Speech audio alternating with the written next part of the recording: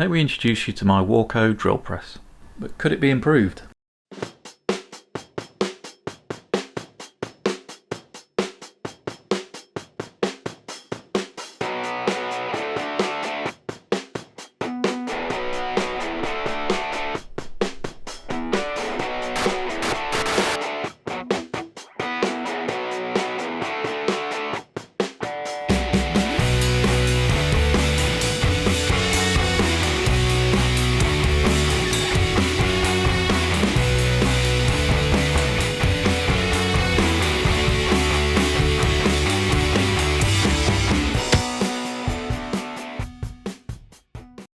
Welcome back to the workshop.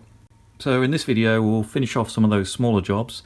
So there's a couple of things we need to get done. One of those is, if you remember from the last video, we cut this aperture in here, so we'll need to make the window or the plate that goes back in here and then get that fixed in, probably a couple of little M5s in there just to tidy that up. We also need to make a little bracket that comes off the back of this block. So this block connects the ball nut to the knee, that enables you to raise the knee up and down, and the knee in turn has then got the XY table on it. So in order to know where we are, we've got to make a little bracket that joins off the back of here. There's two little M5 fixings. We've got to come off there and go on to this. This is the read head for the Z-axis, so we can get a readout on the display of where we are. And finally we need to make the brake assembly. So that's a little box section that goes on the front of this plate here that allows you to lock the table off so it doesn't move up and down when you're drilling. So we've got the quick drawing of it here.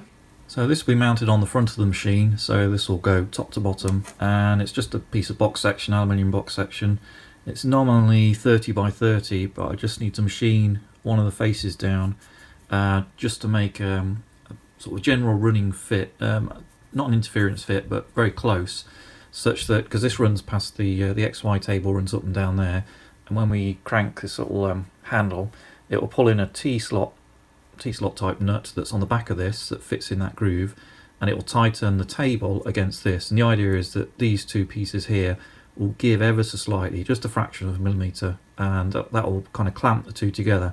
So this is fixed to the machine, and it will clamp the XY table to that, and that will fix it at different heights, so when you drill it doesn't just push it down and just push the table out of the way. So that's the idea, and it's relatively straightforward. So we've got our 30 by 30 box. We just got to put a chamfer each end, 60 degrees, drill some clearance holes to be able to mount it, 8mm, and then we've got a slot down the centre there, 14 wide, and just between those two centres. And then I'll make a patina that goes on the back of that and runs in that slot there. So that's kind of it. And for the stock we've got this. So I've got this 30 by 30 by 2mm wall. I think it's about 1 metre long. So we'll just chop a piece off. So we'll chop it on the saw, 60 degrees, then I think I'll just manually mark up and drill the two holes. Then we'll get it aligned to the axis on the CNC machine, and then use it like a manual CNC machine and just, I suppose a milling machine with just a readout, and I'll just manually go to different coordinates just to machine that slot out kind of by hand. No point in writing code for that. So let's get it marked up, chop it out, drill some holes, and get it made. So to make life easier, I've got my wood cutting saw and my metal cutting saw next to each other, so then I can make use of the fence at the back and align those so I can hold big pieces, or I can use the clamping system on the other saw to hold long pieces in place. This one's for cutting wood, although I do have a blade that will cut aluminium, sort that out. But if I'm doing aluminium, I tend to use this Rage saw over here. It's really good. You've probably seen lots of videos of people using them, reviewing them online. Yeah, highly recommend it for cutting metal. It'll cut through steel, rebar of reasonable size. Yeah, it's one thing is though it's extremely loud, so you do need hearing protection, but apart from that, it's good. So we just need to set this up at 30 degrees to chop that angle. We'll line it up and then we'll cut it off. Gosh. Well, that's the other thing about this saw. Very occasionally when you start it up, it's such an inrush that it trips the circuit breaker in the house for the workshop. So I've just reset that. Hopefully be alright this time. Here we go.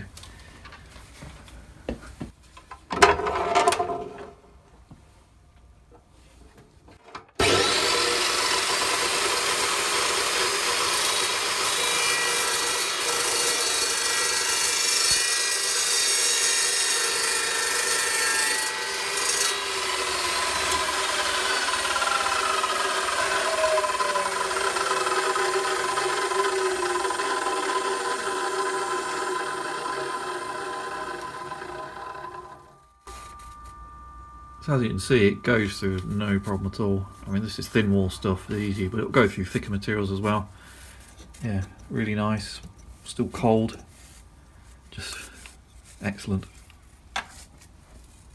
Right, I'll do the other side and then I'll see you back at the workbench. Okay, it's a lot shorter now.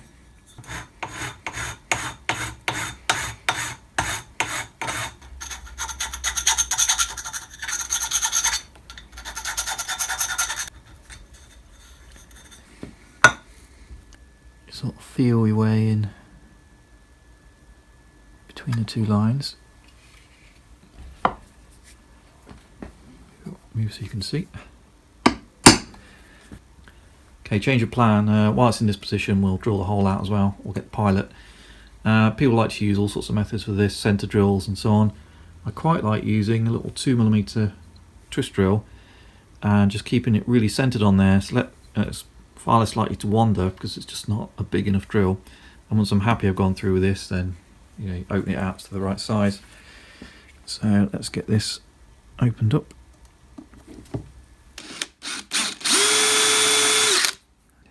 Just check we're on target. Yep.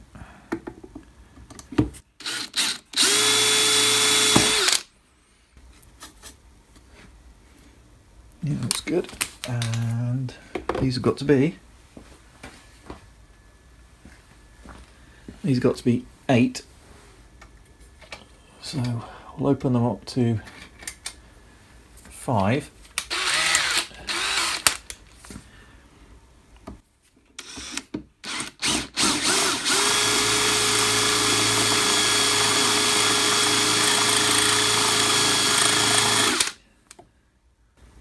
That's not very sharp, is it? Well, we're here now. And through. Yeah, that's one for the box to sharpen.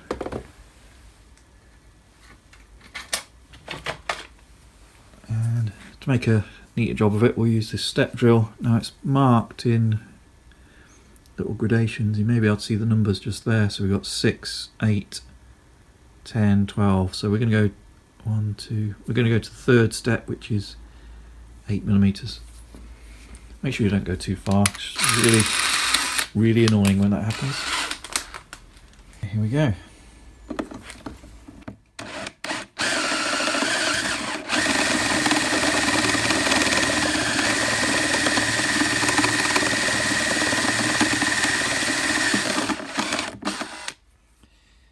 The other nice thing is that if you just push it a little bit further, you get a bit of a chamfer from the next step size down.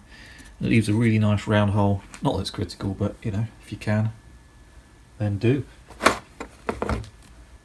Okay, we'll do the other hole and then I'll see you at the CNC machine. Okay, so as you can see, we've got the part clamped down on the bed now and I've just been dialing it in. So if we just go backwards and forwards.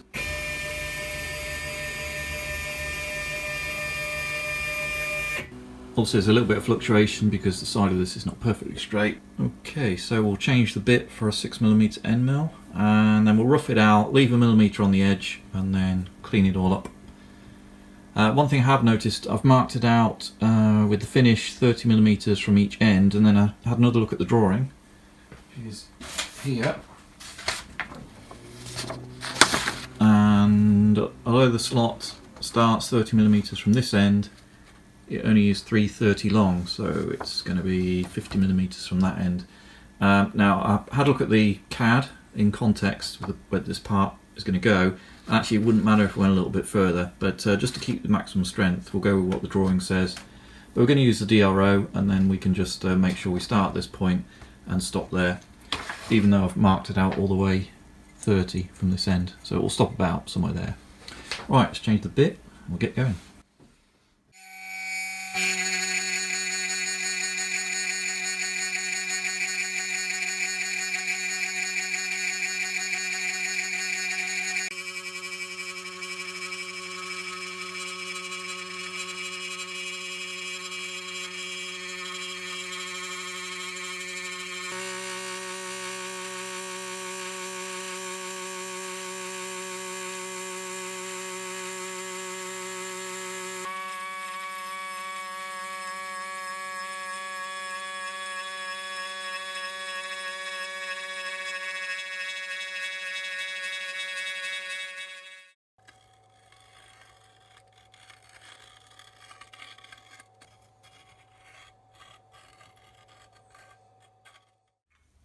And a short while later, here it is. So as you can see from the state of my hands, I've just been cleaning it all up. A bit of Scotch-Brite and just deburred all the edges. So it's looking okay. So let's see if it fits. Now the larger gap goes at the top.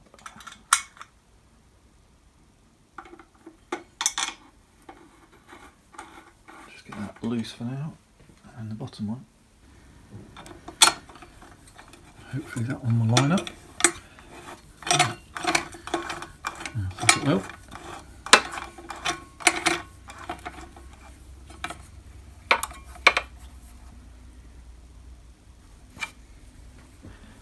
And then just tighten that one up.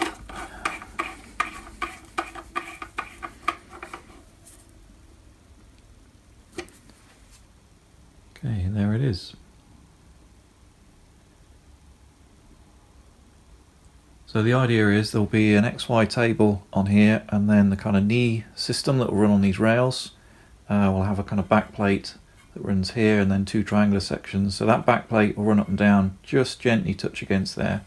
We'll probably need to machine this down, I think about 1/4 of a millimetre, if all the CAD is correct. But we'll cross that bridge when we come to it, when we actually make this piece, and just make it a nice sliding fit. And then there'll be a T-nut that runs behind here, and then our little Bristol clamp or indexable clamp will go through there, and that will lock the table off in the vertical sense. Yeah, looking good. I think that's going to work nicely.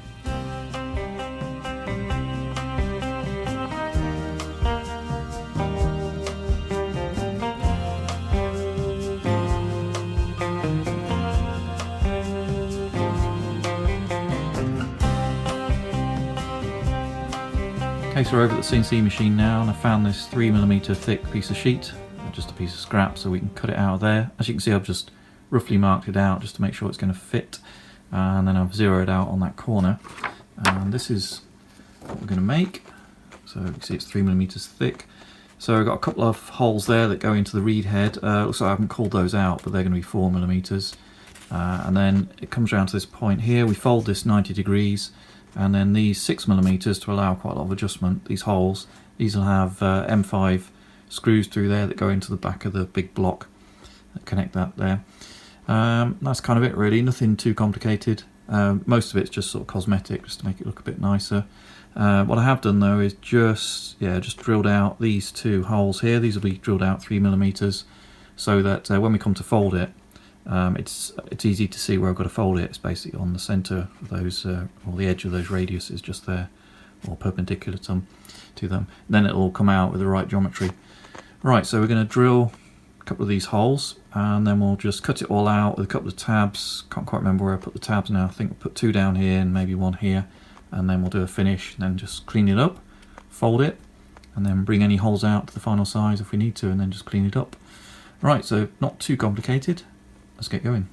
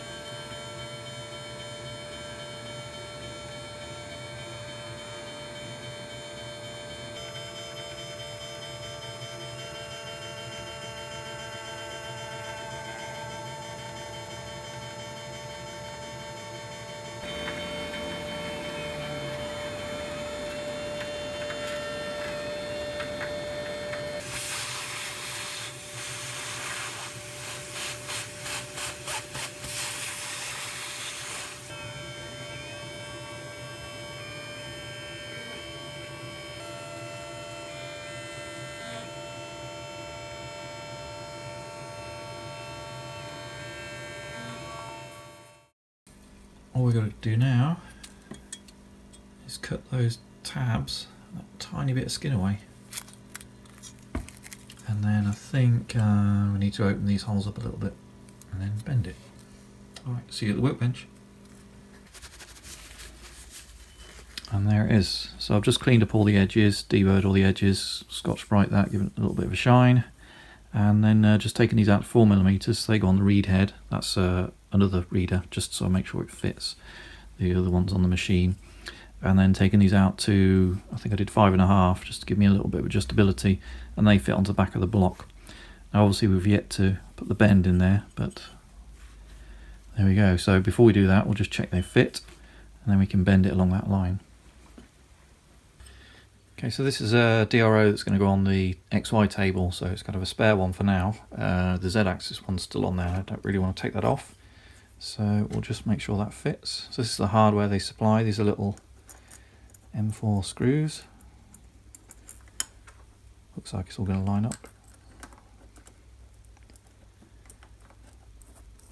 Yeah, it looks okay. I'm not going to tighten these fully, it's just to make sure it definitely fits.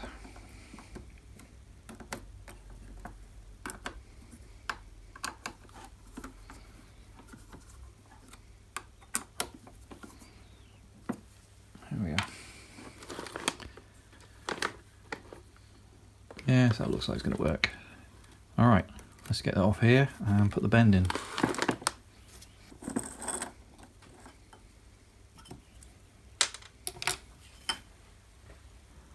Okay, so I've got the part in my sheet metal bender here. I've had this a couple of years and done a few jobs with it and been very happy with it. It's quite a big, chunky, heavy duty unit. It does about 600mm of material length. I forget the exact capacity of it, but for shorter runs like this, 3mm aluminium is fine. You can do longer runs in steel down to millimetre, maybe 2, I can't quite remember. But it's done everything I've asked of it. It mounts into the vise down here with this little tab, and then when you're not using it, you can just put it away. Yeah, pretty handy little unit. So you may just be able to see there, we just described a line between those two hole centres that I drilled earlier. And then we've just got the edge of this bender on that line there. Got a little bit of paper in here just to stop it marking. It might mark a little bit still, but just try and keep that to a minimum. And of course this will only bend 90 degrees, you won't get a rad or anything like that. So it will slightly crease this material as it tries to get that around that corner, but it does give you a nice crisp edge. Right, so let's check everything's good and then let's bend it. Okay, to get somewhere close, we're just going to use this angle gauge. This is a digital angle gauge, so we'll get it on there and then get it so it's just, make sure everything's clamped down, yeah. Okay, so it's just touching the part, which is about there, and then we'll zero it. Not going to be super accurate, but it's going to be something. Right, let's bend the part.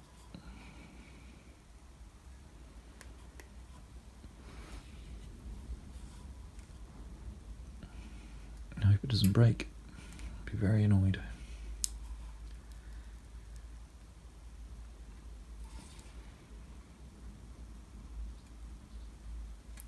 No, that was a bad sound.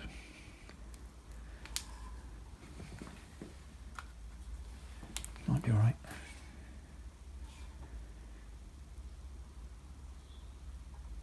A bit more. We need to bend it slightly past.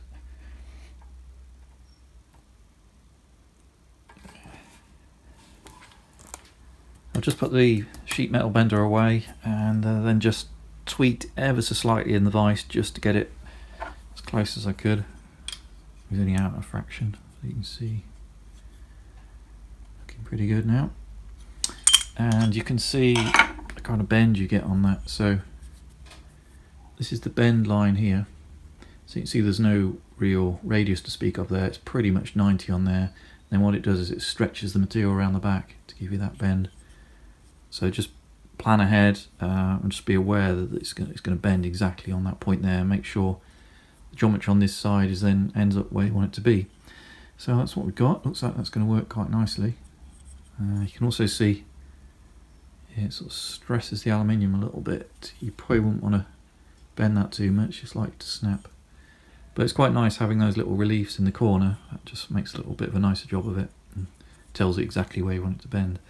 Right, it's also kind of overlies those holes a little bit, but I think we're going to be okay. This is our M5 cap head. So that goes in okay there, yeah, and there's some bit of wiggle room for adjustment. Yeah, so it looks like it's going to work. Right, let's offer it up to the back of the drill and see if it goes onto the DRO reed head. This next bit's not going to be that easy to film, so I'm just going to offer this up. I think it goes that way around. So these four will go onto the reed head. It's just behind there. Might just be able to see that. And these two will bolt through into the back of this block here. So I'll just get it roughly into position and then bring the camera around there and you can have a look.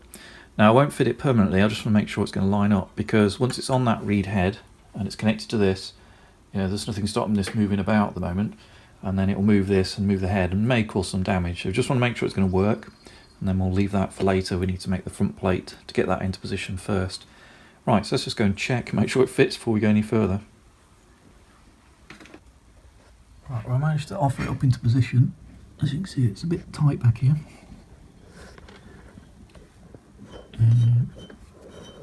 Yeah, we got it on the, let's see, there we go. Got on the back of the block with those M5s, and then it looks like, obviously it's not quite in position, but it's going to line up there.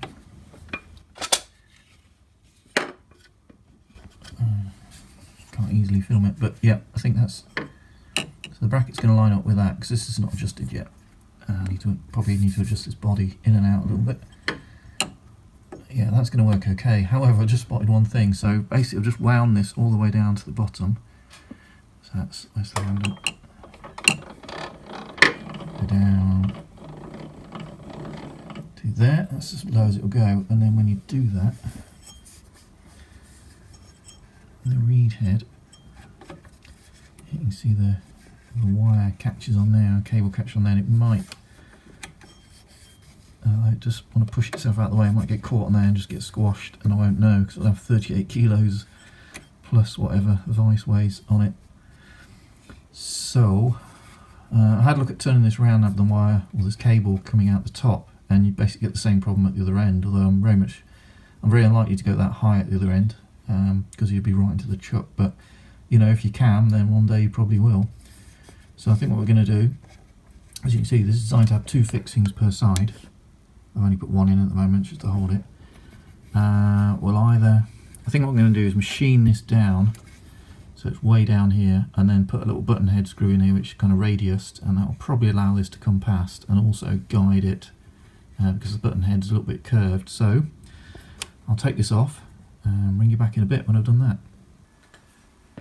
Right, I'm just taking that clamp bracket off, and then I've deepened the counter bore, because the idea is I'm going to replace a screw with one of these button head or mushroom head screws. So if we get that in there, it sits a lot deeper in the hole, and then the idea is, there we go, the idea is we'll relieve it probably to somewhere around here, and then I think the cable will actually clear, but if it does become close, because it's got a radius on it, it will just skip past it and we should be okay. Now this is one of those situations where the more you can put in CAD, the less surprises you get, but I never thought just to put the cable run in, otherwise I'd have seen that foul condition down there. But this is what happens when you're making these projects and you're designing them, and the prototype is the only one you're going to make. So I think in this case we'll just cut this back, everything will be fine, it'll still work, it'll be all clear, and we'll be good to go again. As luck would have it, the CNC machine's set up for something else, and I don't really want to disturb that setup now I'm ready to go. So we'll come back to this probably in a later video. I'll just have cropped that out, and then I can show you that bracket being fitted properly.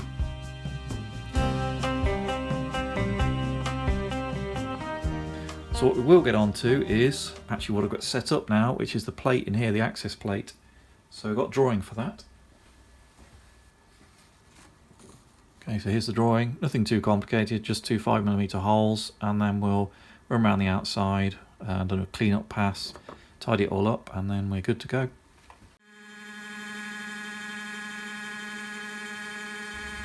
So I've got the stock clamped around the outside there, and then just to give me extra security, the two holes that I just drilled, which are those clearance holes, Just put 2 tiny little screws in there, even though I was going to hold it on with these little tabs. So here we are roughing it out. As you can see, I've got no compressed air blast, so I'll just have to squirt it every now and again with WD-40 because it's a little bit sticky, this thinner stuff.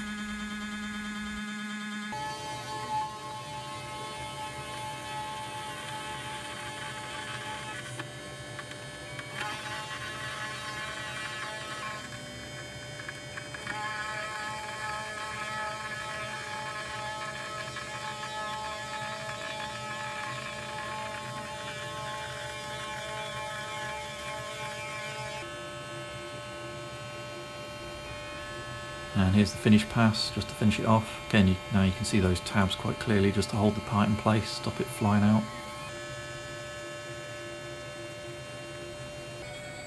And we're done. So we'll take it over to the bench, cut the tabs off, clean it up, and then we'll bring you back. And a few minutes later, here's that finished part. So you can see I've just left the holes as 3mm holes, which was the CNC drilled holes. It's made quite a nice job of that. And just finished it off where the tabs were. So there should be about 0.5mm gap all the way around the outside. So let's see if it fits. And I'll explain why I've left those holes 3mm in a minute. It looks pretty good, so we'll get it so it's about even. Just stick it in place. You'll probably guess why in a moment. Okay. So what we'll do now we've got those 3mm holes, we'll use those as a pilot to go through into this, then take this off, drill and tap for M5, just clean this up, put little button head screws in, and that should be it.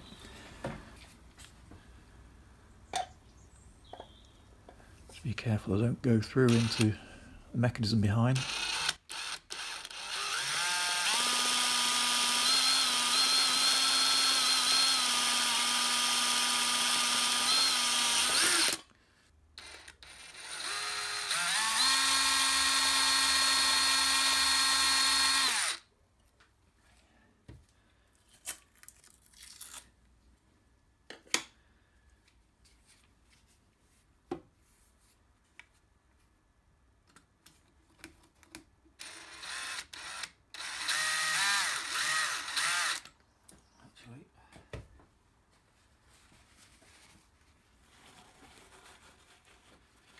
Don't get too much swarf on the gears.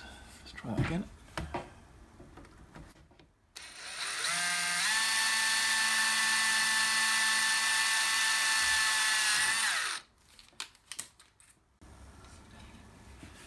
Then we open them out to 4.2, just a tapping size for M5.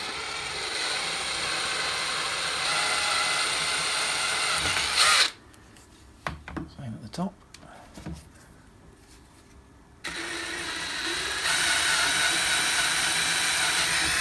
Lucky I'll just about get the drill in and get it straight.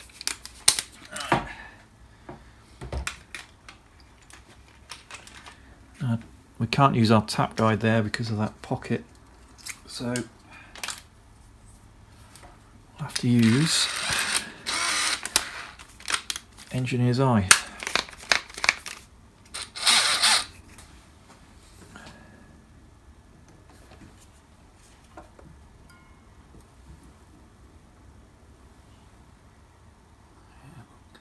Pretty straight.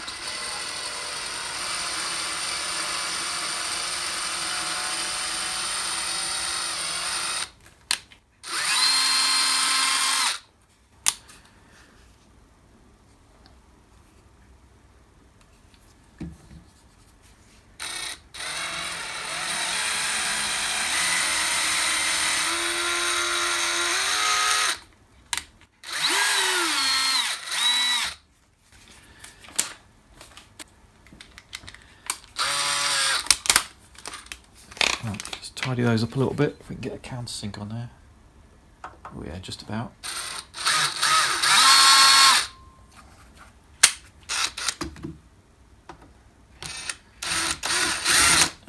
Not quite. Okay,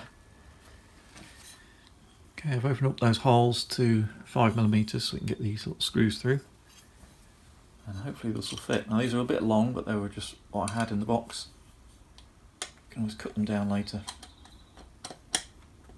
This top one in particular is not going to do any harm being this length, but the bottom one might get a bit close to the bearing back here.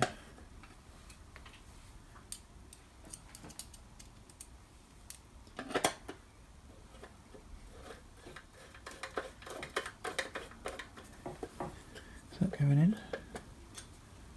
Something standing it off.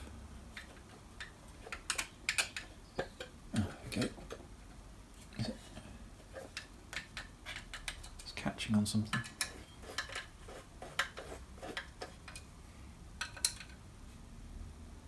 Oh, there we go.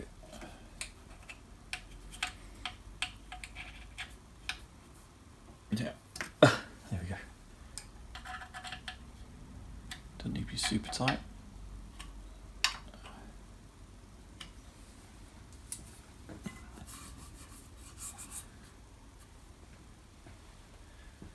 There we go. There's our access plate. Okay, that about wraps it up for this video. So in this one we made a little bit of progress, just the little small jobs really. So we got this brake bar made up, so this will stop the XY table moving up and down, give it something to clamp up against. Yeah, it looks like it's going to work okay. And then we also made the access plate at the top here, stop all the swarf going into the gears, so pretty pleased with that, looks nice. And we also made the little bracket that goes on the back of this ball nut here. You can just about see it peeking through back there. And that joins onto that reed head, but because we noticed the foul on the cable at the bottom, it hit this part here. We're going to modify that, but that'll be in a future video. I'll just machine this away so we get plenty of clearance. Otherwise, yeah, I think we'll be good to go then. Okay, thank you for watching. As always, if you've got any comments, please leave those down below. It's always nice to read through and hear what you have to say about the project. And see you next time.